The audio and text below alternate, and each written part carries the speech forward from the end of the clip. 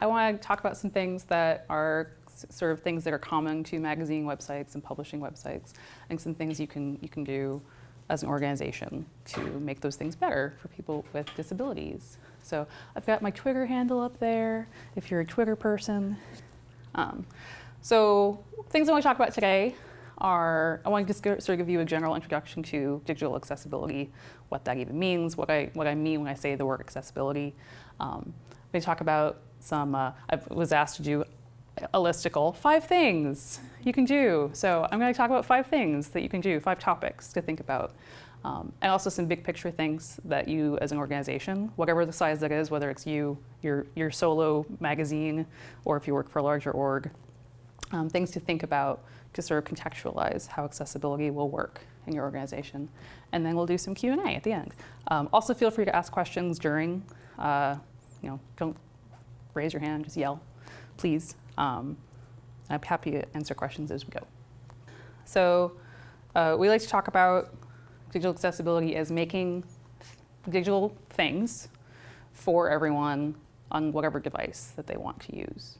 So they might be using a desktop computer, they might be using a tablet, they might be using a smartphone, they might be using devices we haven't conceived of yet. But trying to think really broadly about what do we need to do to make whatever it is we're making available to people on however works best for them. For some context, 1 in 7 Canadians have some sort of disability. I got that from Canada.ca, so it's very official. That number varies from different countries. Different countries report different things. In the US, it's estimated closer to 1 in 5, but most countries, it's between 1 in 7, 1 in 5 people are estimated or report having some sort of disability. There's lots of different sort of containers for different types of disabilities and different sort of categories. A couple you mentioned were vision and hearing. A big one is motor, mobility and dexterity. So basically, can you use your hands? Can you get around? Can you physically use an object the way it's been designed?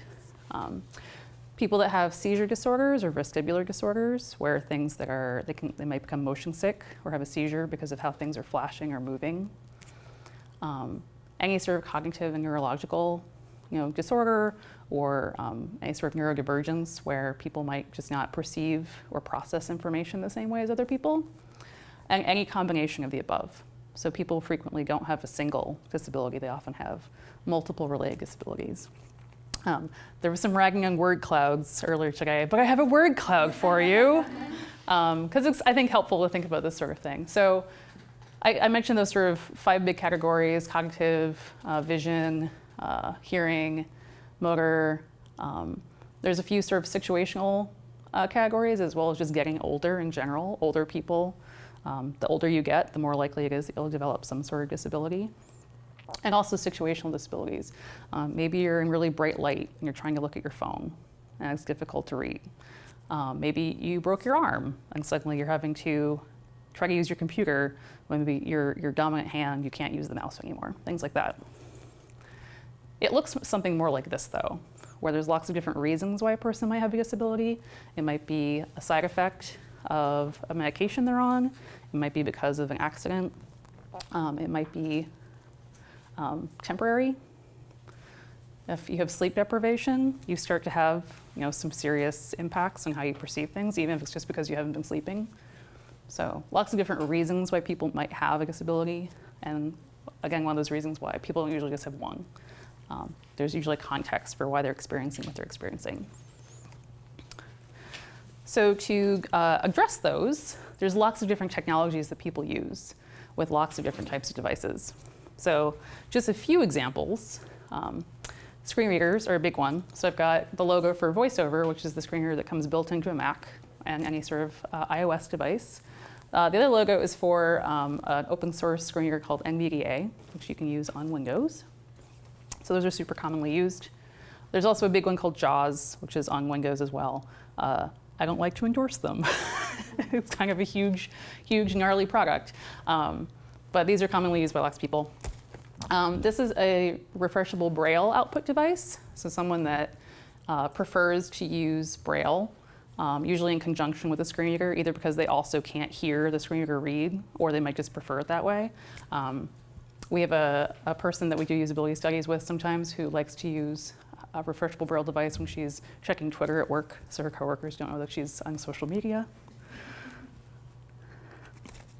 Lots and lots of low vision products. There's more people, I think 7 times more people have some sort of low vision than are blind. So people have all sorts of different types of vision issues. There's lots of magnifying products. This little screenshot is from the built-in high contrast theme that comes with Windows. So it takes everything on your screen and changes the backgrounds, changes the colors, makes it easier to see. This is a switch device, which you can use to control the mouse on the screen. It uses some software that is sort of like, if you were going to the fair and use one of those crane games where you have to sort of direct, there's usually 2 knobs and you have to tell it to go in one direction and the other. That's basically how this works with the mouse. And just a couple other things. This is a one-handed keyboard. There's lots of different types of keyboards, but this one's designed to be used by a person that can't use, both hands or isn't preferred to use both hands. It lets you color code which letter or number that you want at a time, and then you sort of go through a sequence to type. There's also products like Dragon Naturally Speaking, which was kind of originally conceived of as a productivity product. It's used for dictation. You can also use it to control your entire computer. So if you can't use a mouse or a keyboard, or you prefer not to, you can actually do everything just by talking. There's lots of other types of things, but these are just a few examples. I want to give you a sort of sense of like the variety that's available to people and how people are really able to customize their experience. So how do we measure whether something's accessible? You're probably already getting the idea that this is kind of squishy and not very black and white. So there's a couple of big things. One is that there is a set of technical guidelines called the Web Content Accessibility Guidelines, which were put together by the W3C, who are the same people that brought you How the Internet Works. They make decisions about how code is supposed to be written to work in browsers. They make decisions about how you're supposed to make content for the web. And so they've also come up with this set of guidelines about how things should be built to be compatible with all those different tools I showed you. So this is sort of a set of guidelines really for web designers and developers to make sure that the things that they're making are technically going to work with those other products if they're being used correctly. The other piece, though, is actually testing with users. Is this thing that we built, we follow all the rules, we think it's okay, is this thing actually going to work for actual humans who are trying to use our website or trying to use our app or whatever it is? So doing actual user testing, doing actual research into the needs of people with disabilities who are trying to use your product. WCAG is very dry and complicated, and people argue about it all the time, like all sorts of other guidelines and rule sets. It's divided, though, into 4 big buckets, which I think are helpful, even if you don't get down to the nitty-gritty of what the actual sort of rules are. Are things perceivable? And I'm using their terminology here. Are things perceivable? Can a person find them at all? Do they know that they're there? Are they operable? Can they actually use them once they find them? So I found that there's this button on this page. Can I actually use it, say with the keyboard? I know that it's there. Understandable. Do I know where I am? Do I know what page I'm on in a website? Do I know whether that thing I just tried worked? I just submitted a form.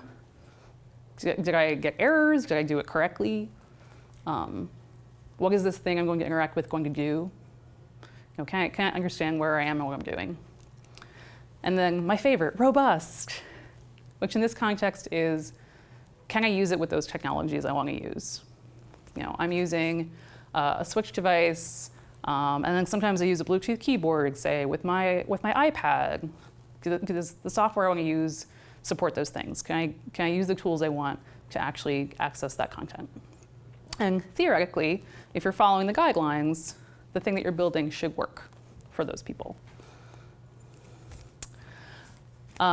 There's a whole bunch of success criteria, which are basically the rules, quote unquote, and they're dividing this 3 levels of sort of complexity as far as sort of targeting different user groups.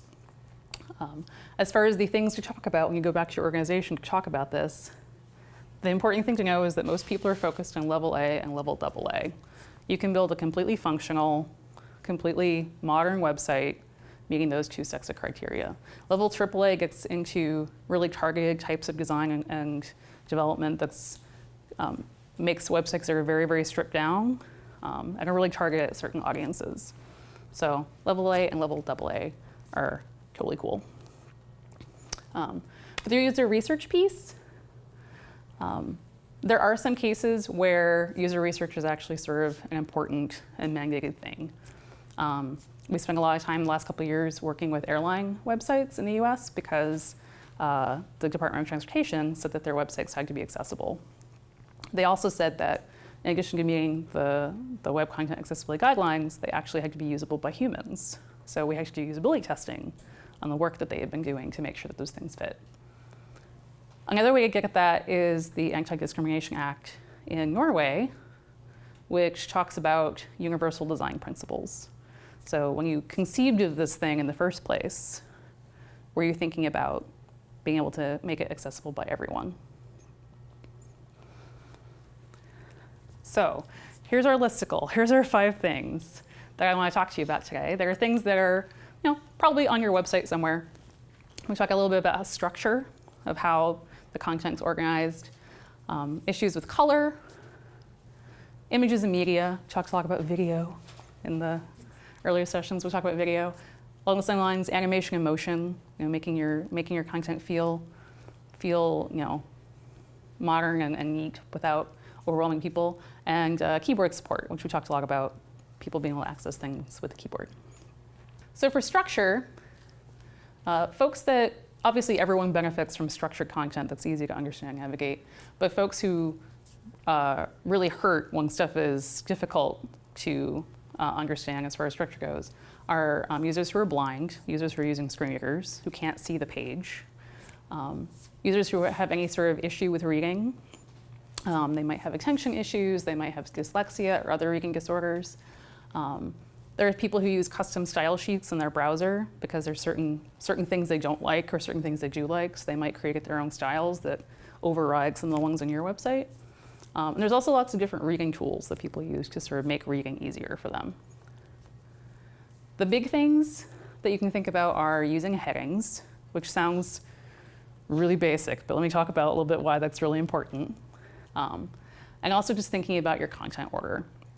Obviously, this is going to get complicated if you have creative work where you're not necessarily like structuring an article, but just being thoughtful about how content is placed on the page, what order things are on the page, and thinking about how is a person who maybe can't see this going to go through this content.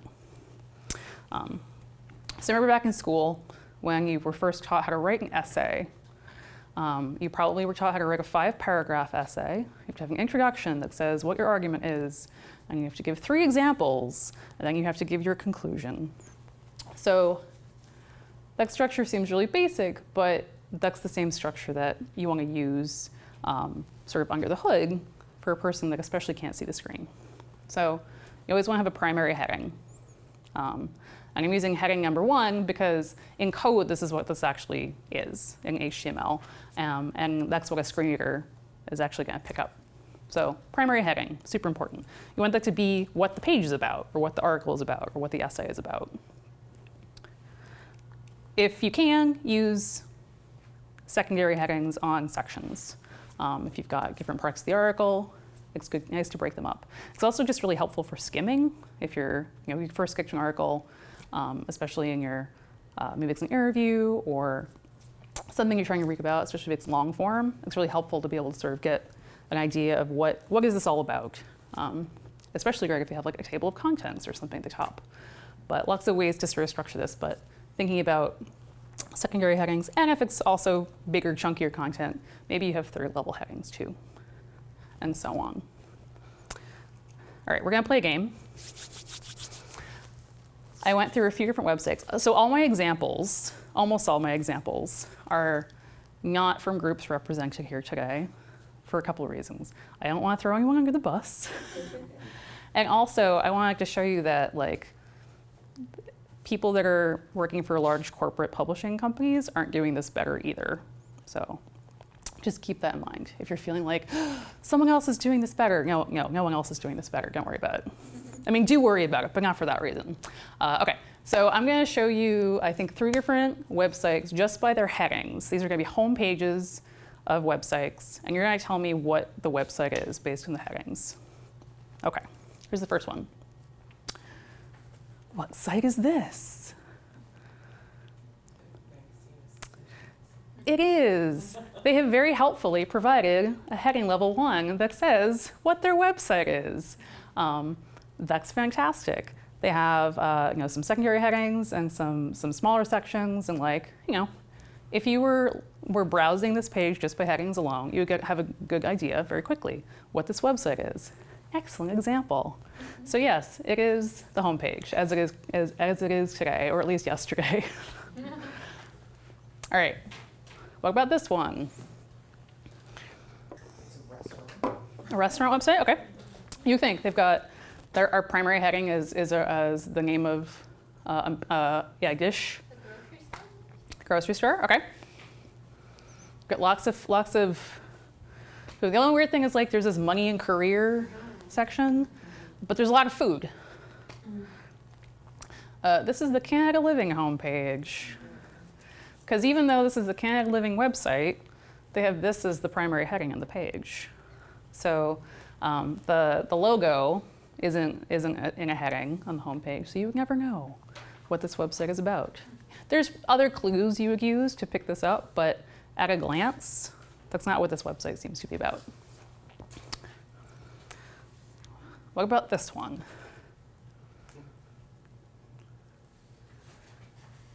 It's probably issue. It's probably a magazine. It's issue number 134 of something that you have apparently successfully subscribed to. Congratulations. This is Adbusters, which has this very strong brand and this very sort of zany looking website, but they don't have any headings on their homepage that are about them or what the articles are.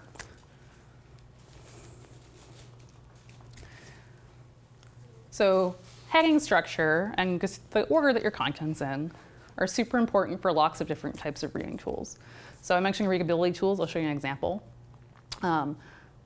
Sometimes people will just use things like text-to-speech. There's usually shortcuts on your computer that let you just read content.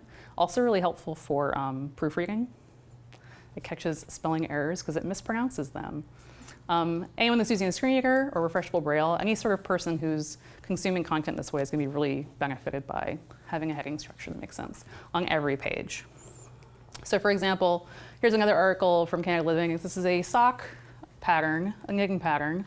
This is what the page looks like without an ad blocker and all that stuff. There's lots of ads. There's a primary heading. There's a big picture.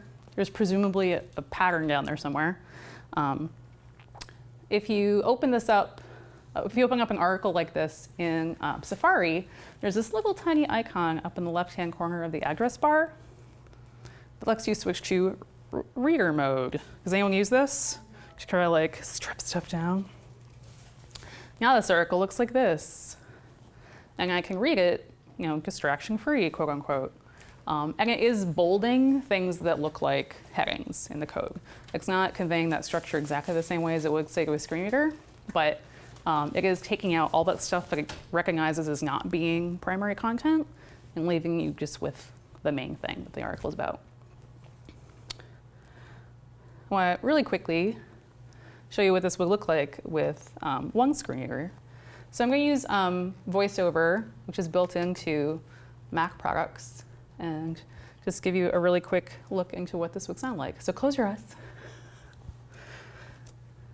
VoiceOver on Safari, a basic sock pattern, you'll knit again and again, vertical line, Canadian Living, window. So the first thing it's going to read is actually the page title. So it's that thing that actually shows up in the browser tab when you open a web page. And that's the default voice. I have Explode way down. People that use these things all the time are going to crank up the speed. I normally use it faster just for testing because I'm used to it. But people who use screen readers all the time will listen faster than most people can read with their eyes.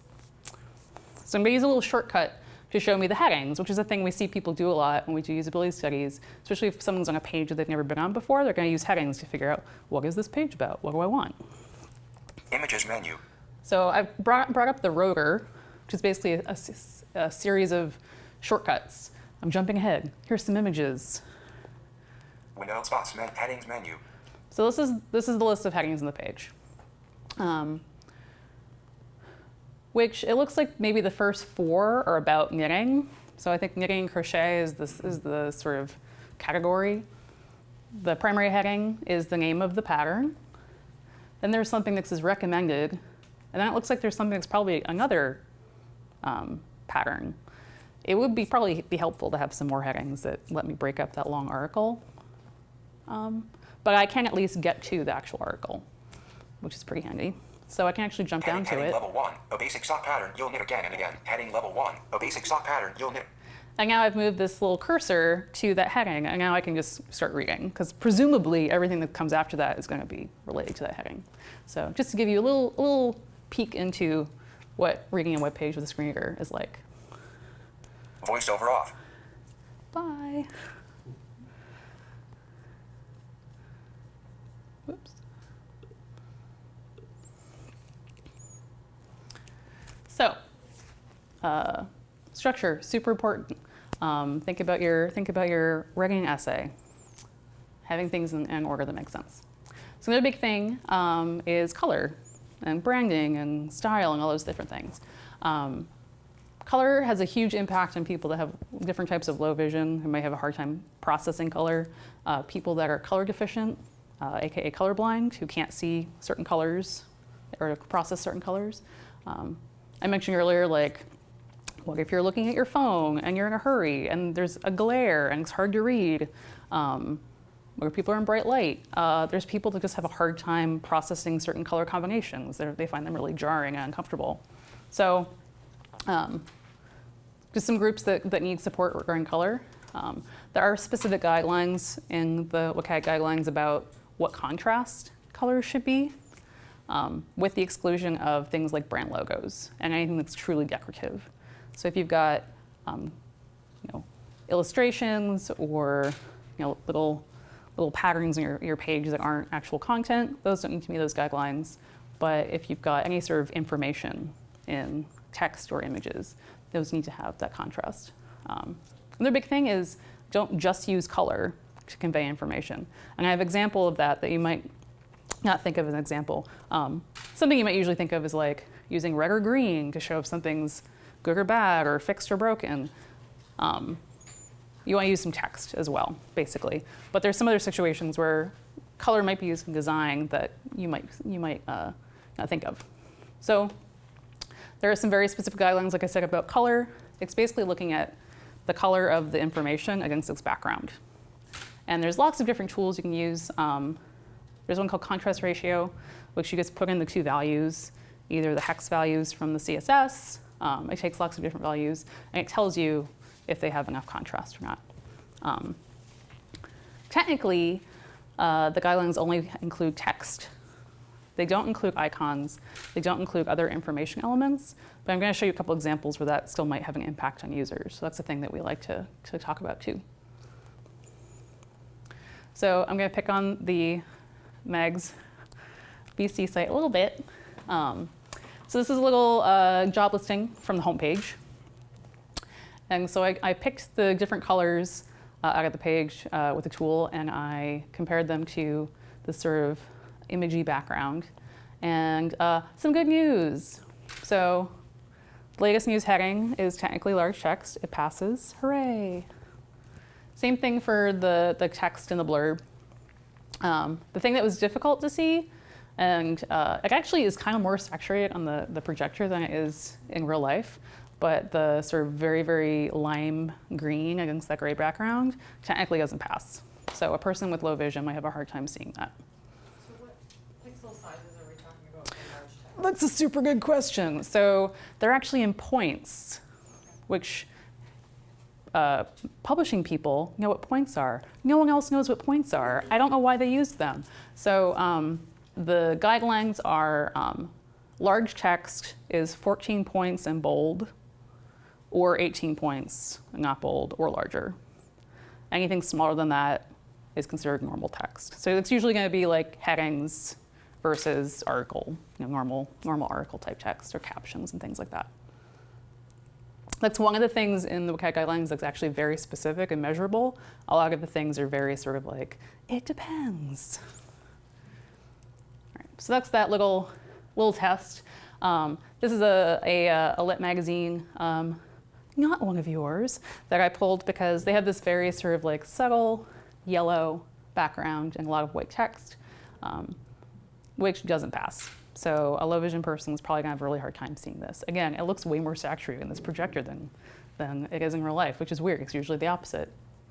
A couple other things though, that if I was doing an assessment of the site that I would pull out are those little social icons, which are actually like a light green against a light gray. Those don't pass either. So even though they're not text, a person probably couldn't see them or know that they're there.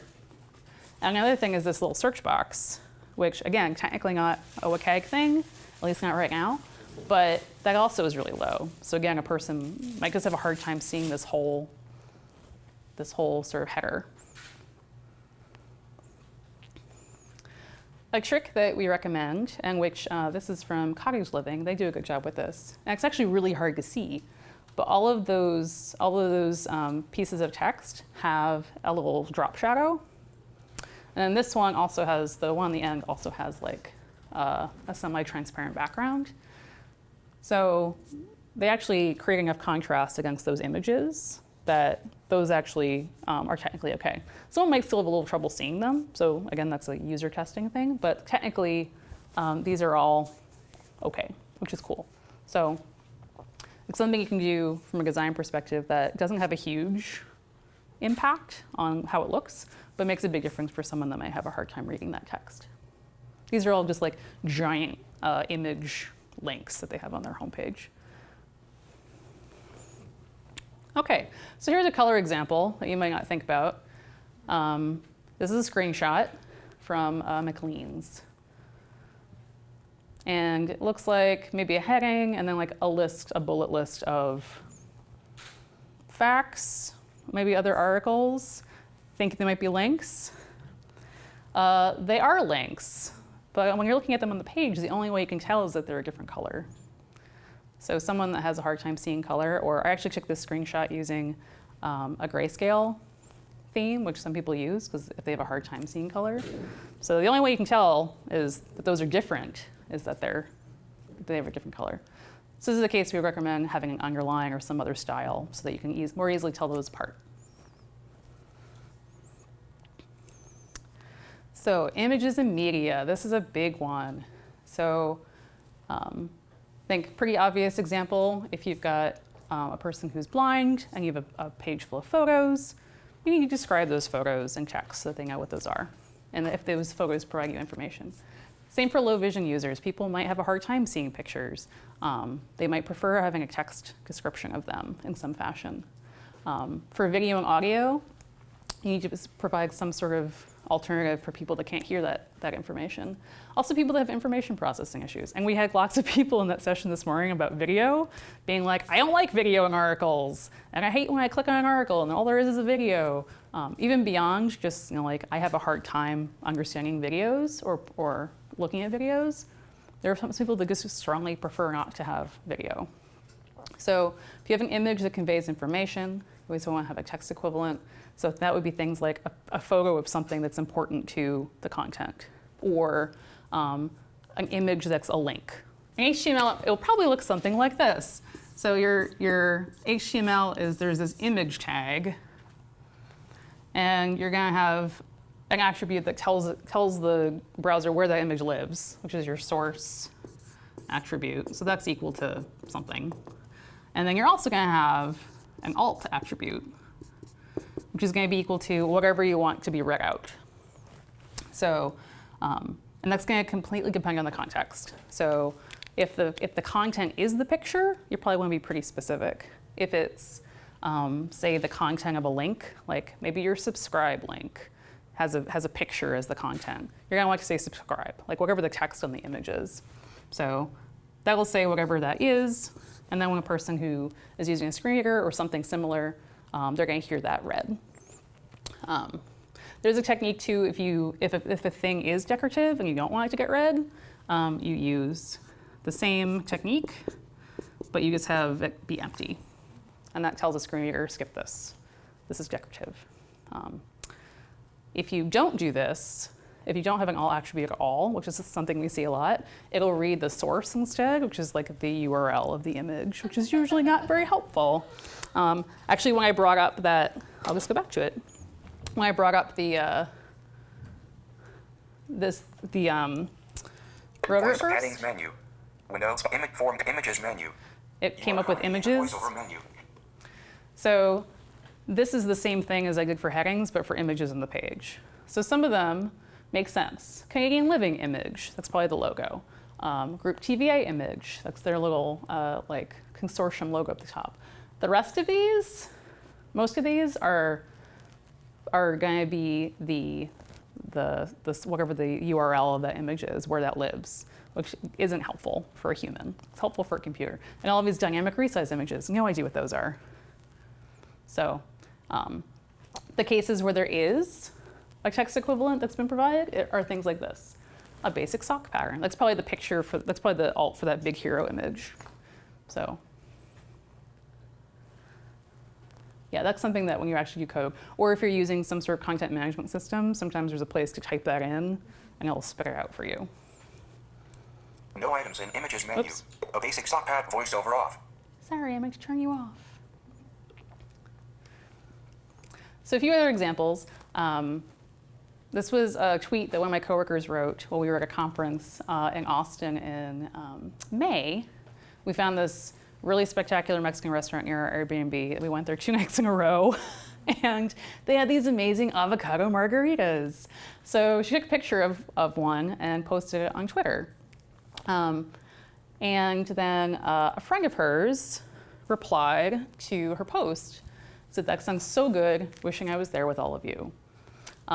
Lucy is a blind screen reader user, and what she actually was hearing as she read the tweet was, she heard Elle's name and her username, the text, and the hashtags and everything, but she also heard the text equivalent, the alt text that Elle wrote for the image, which was this.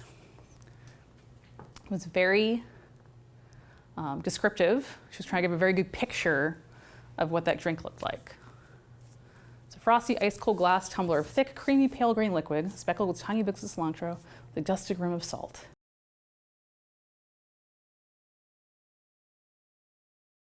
Not easily.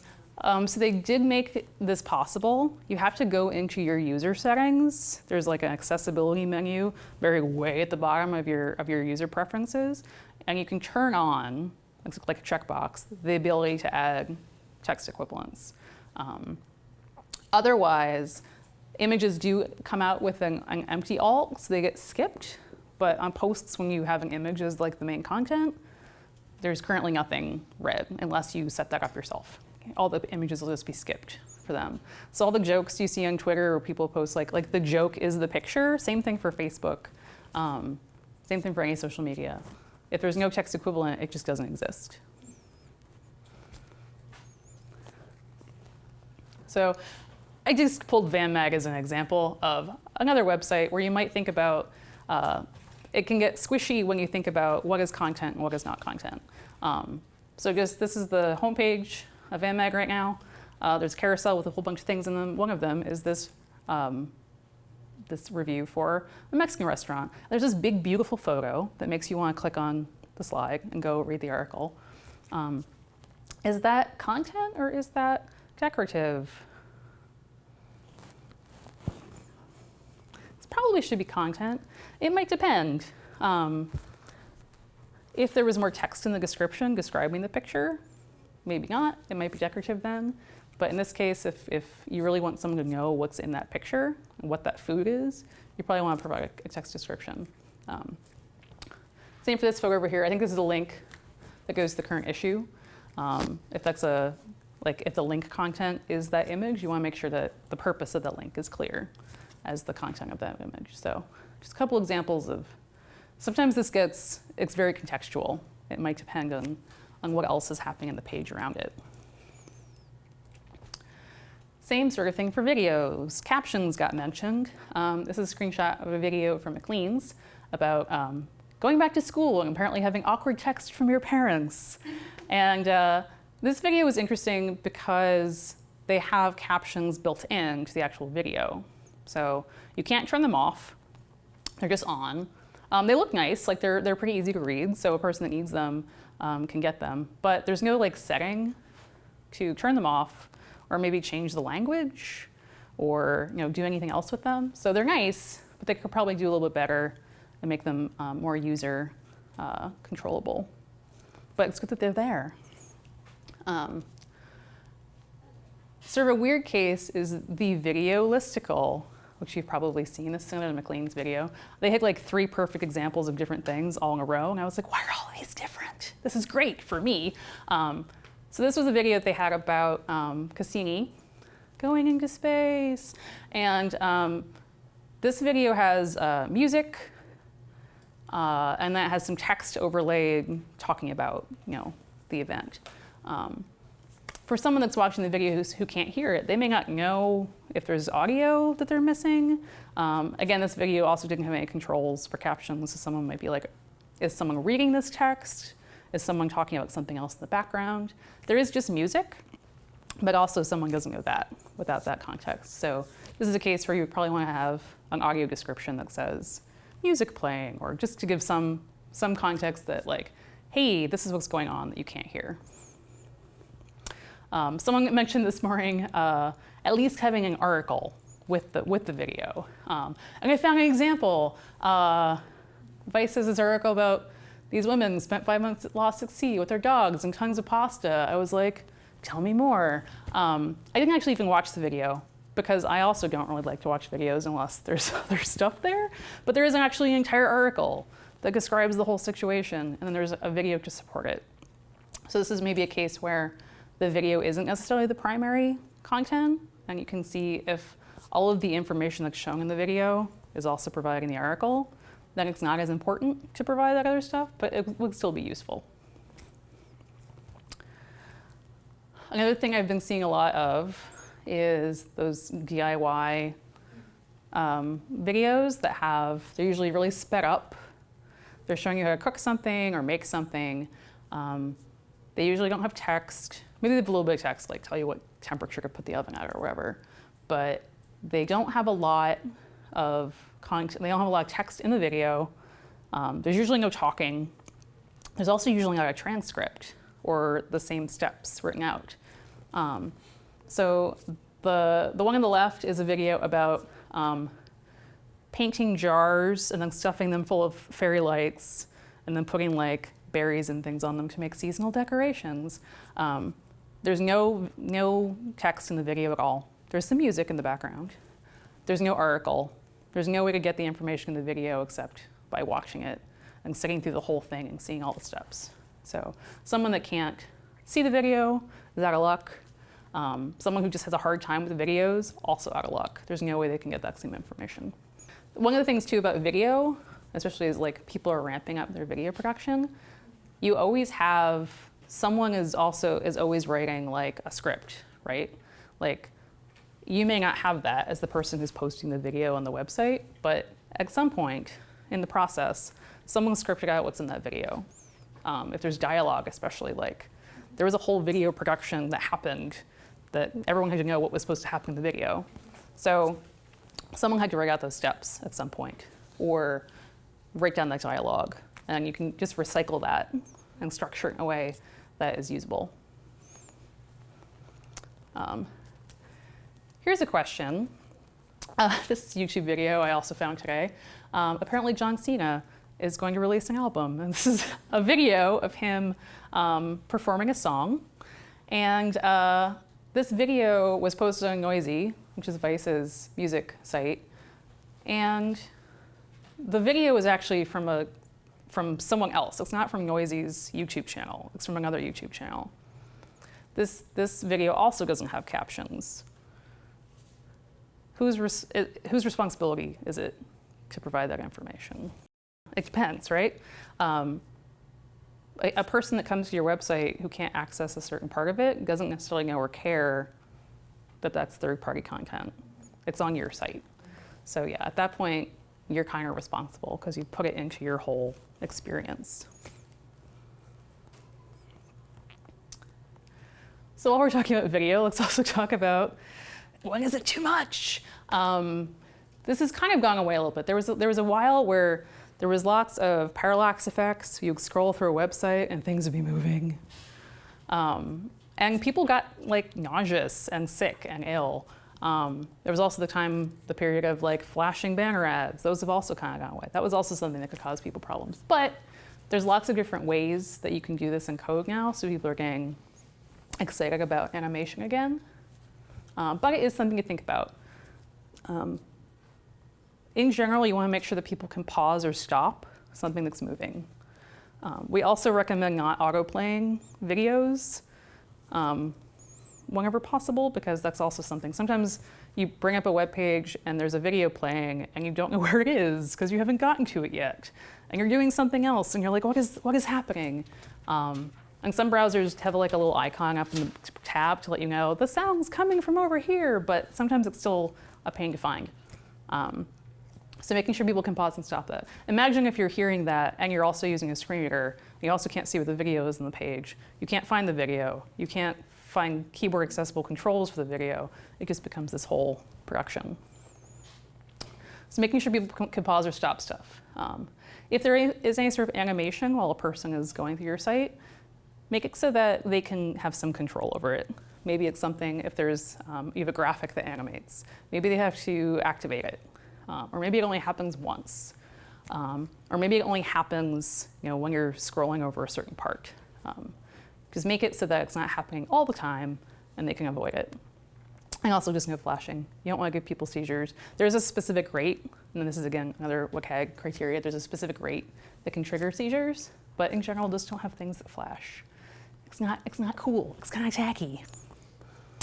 And again, these things all go for video as well. So again, I'm going to pick on the MagsWest site a little bit, again, or the Meigs BC site a little bit. There's this big, beautiful carousel on the home page, which is really cool. But you can't stop it. It may have actually stopped because I think it might probably disconnect to the web from the web a million times. But it starts and it moves, and there's 3 of them. I know that there's going to be 3 because I can see 3 dots.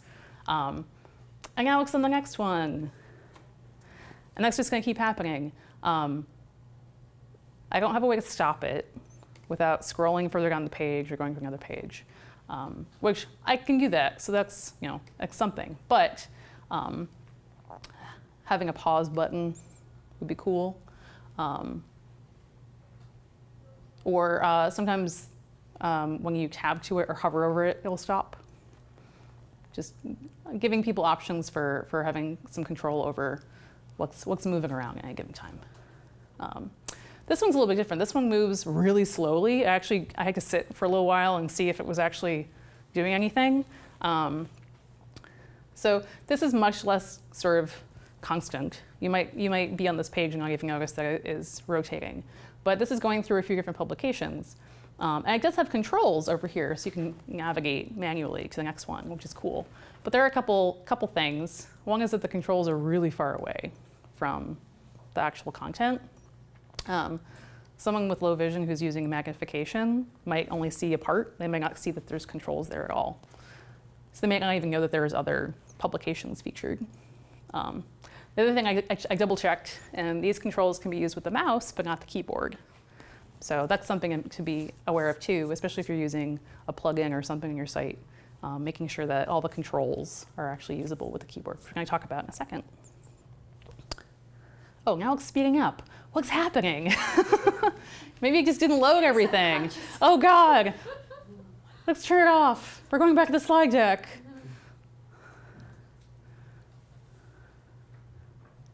So another example in Prairie Fire, just to pick on them some more, is that they have this, this is just a screenshot, so you're not going to actually see it move. They have this highlights sort of slideshow, sort of, where these are actually links that go to features and things on their page, much like the one on the Meigs BC website. But again, you can't stop it, you can't pause it. There's also no way to know how many there are. There's no indication of like what slide you're on. So if I say I see something that's interesting, like, oh, I would like to apply to this, and then I move my mouse over and then it's gone. And now it's something else. I don't know if that thing's ever going to come back or how long I have to wait for it to come back. It's also something for slideshows and carousels, having some sort of indicator that how many of these are there and how long will it take for me to get through them. One of my coworkers built a cool little widget, which if we have time with the Widget Demo, that for some things, it doesn't work for everything, but it does let you turn off animations, auto-playing videos, animated GIFs, things like that on a web page. So something like this would be handy for someone that has a hard time, with all that stuff, or just you don't want things moving around on you. Except right now we have a browser bookmarklet for it, so you can just put it in your bookmark bar. But ideally someday it will become a browser plugin. This is actually something that browser makers have been discussing about making something that is just built into a browser that someone can pause stuff, because it's something that people are concerned about. So the last of the 5 things is keyboard support. And I've been talking about that a little bit throughout, but basically anyone who's using a screen reader who can't see the screen, also users that just have a hard time holding a mouse, might rely completely on the keyboard. You need to make sure that anything that's interactive, links, buttons, any sort of controls, can be used with the keyboard. And also really important to see that you can be able to tell where keyboard focus is, which I'll give you an example of in a second. So sort of 3 big things when you're testing with the keyboard. This is a super easy thing. If you're not a technical person, you can still test with the keyboard. Can you see where focus is? And you'll see what I mean by that in a second. As you go through the page, does focus go in order that makes sense? Does it go top to bottom? Can you sort of anticipate where it's going next? And can you activate everything? Can you use links, buttons, form fields? That's sort of the next step. But basically what you need to do to test this is a tab key. That's it. You have one of these on your computer already. So for example, let's pick on Canada Living some more. So I just clicked, and so that the focus indicator, that sort of fuzzy blue ring, went to the logo, which is great, actually. So if I hit the tab key, it's going to the next thing that's interactive, which is their Twitter icon, and then Facebook, and then it skips whatever those dots are and goes to profile, I guess? Search, probably, and now I'm in the main navigation. In general, this is the order I would expect this stuff to go in. Left to right, because it's a page that's in English, and then I can just go through everything that's interactive and hopefully interact with it. The little indicator looks different in different browsers. In Safari, it's like a fuzzy blue outline. Same thing in Chrome. One thing that might be good to notice is, so I tabbed to that food dropdown, and I didn't do anything, which is maybe okay. But if I hover over it, I actually get the menu. And I don't think there's actually a way for me to do that with the keyboard. I think if I hit enter, it's going to take me to the food landing page, which isn't the worst thing in the world if I can get to all those other pages, but is an extra step. So being able to do the same things with the keyboard and the mouse are super important. They also have a nice hover state over these links, which if you use the keyboard, you don't see. So it's been coded to look a certain way with hover, but not focus. If you just start hitting the tab key when you open a browser, it should show up. If it doesn't show up, then whoever developed the website turned off the default focus indicator, which is a problem. A lot of websites do it because they think it doesn't look nice. This is one of them. I'm hitting the tab key, and you can't see anything. If you can see way down in the corner, Safari will show you, or Chrome will show you what URL that thing goes to. So tab focus is moving. I'm going through links on the page, but I have no idea where that actually is. And they do have hover states for things. Some things have hover states, but if I'm just using the keyboard and I can see the page, I'm not going to have any idea where I am. So that's more of a thing to double check with whoever builds your website to make sure they haven't turned that off, and ideally have also made it a little bit easier to see. See, there goes that little like slow carousel. So that's keyboard stuff. So a couple things before we do Q&A, sort of to put those in context, is sort of big picture view of this, because you're not going to go back on Monday and make your website completely accessible. It's not going to happen, and that's okay. But things you can think about sort of at a project or website or organizational level to sort of prepare for this work are things like a topic that's come up a lot today. How does your organization do inclusivity of all kinds? Because if you're actively working to be more inclusive as an organization, this stuff is going to be way easier. Companies that we work with that are having a really hard time doing accessibility from design and product and development and everything perspective are still having trouble with having a diverse organization. They're having a hard time adapting to new ways of working and learning and thinking in general. So if you're already on the path of thinking about this and like trying to get better as an organization, this is going to be way easier. The thing you can do sort of at the organizational level and even at the community level, and when I say community, I mean maybe your staff, your contributors, your readers, your audience. Think about things you can do to make it possible for people in your org to learn about accessibility, identify what it means to them and their role, and sort of what they want to do as they do this in your organization. We talk about creating a community of practice. What that looks like depends entirely on how your organization already does things. When you have a new initiative, what does that look like? Do you have a task force? Do you sort of do ad hoc experiments? Do you get a grant and then do a new project? Sort of however you already do stuff is going to impact how this happens too. Thing that is hard is when organizations try to do new stuff. They're like, well, we need to get an automated testing tool, and that'll help us. And it'll be an organization where there's 5 different teams, and they already all use different tools. They haven't been able to use one tool normally, so why would they be able to use one tool to solve this problem? So think about how your organization already does this sort of stuff, because how you do this is going to be completely different than another organization. Another thing to think about is mobile. So you probably have mobile users and tablet users. If your website is responsive or you have a mobile website, then you're already thinking about what sort of content should we present to a person that's on a smaller device. That helps you think a lot about the content order and also lets you think about prioritizing. You usually end up stripping out a lot of extra stuff when you're thinking about a mobile user. So thinking about the mobile experience helps you really think about the structure and organization and prioritization of your content. The other thing you can do is be really progressive about how you test.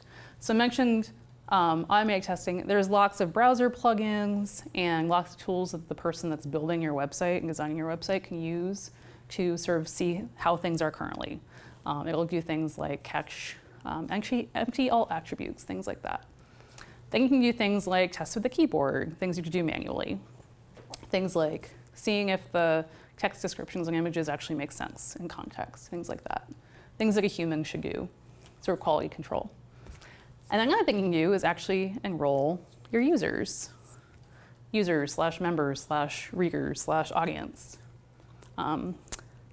This can be really scary, but it's really cool and rewarding. So if you don't already have a way to get feedback from the people that interact with your stuff, make one and actually support it. I don't recommend creating like a separate email address, like accessibility at such and such, and then don't check it. Don't do that. But make it easy for people to get in touch with you if they have questions or concerns. Don't make assumptions about how people use your website, just broadly. Don't assume that people accessing the mobile breakpoint are on a mobile device. They might be on a desktop with their browser really small because they use a magnifier and they only want to see a little bit of their screen at once.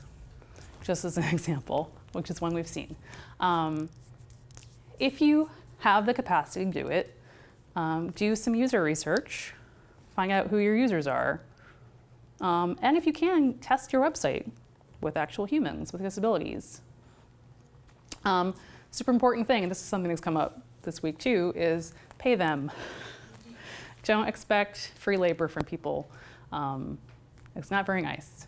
So yeah, make sure you pay people. If you are doing user testing with anyone, but especially with people with disabilities, you're really paying them for their expertise with the tools that they use, the assistive technologies they use, as well as their expertise in their lived experience. So pay them as you would any other freelancers or employees.